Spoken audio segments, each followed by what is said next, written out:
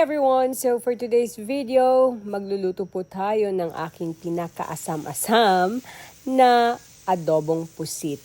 So una, ginisa lang natin yung ating minced garlic and followed by onion and kamatis or tomato, whatever you call it. Tapos ilagay na po natin yung ating pusit na galing pang Vietnam. Yes, it's a frozen goods from Vietnam. So, thank you. Sa wakas din nakapagluto na ako.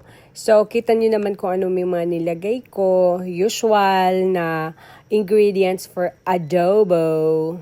Tapos, yung pampaalat natin ay patis. And then, medyo naglagay lang tayo ng konting betchin or bitsin sa Bisaya ba. Tapos, add pa nato ang atong black pepper. And, of course, dili siya spicy adobo kung walay sili. Klaro kayo, ana. Charot.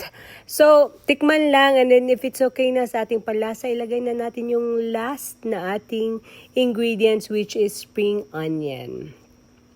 Tapos, takpan lang. And then, voila! Luto na. Thank you for watching. Bye!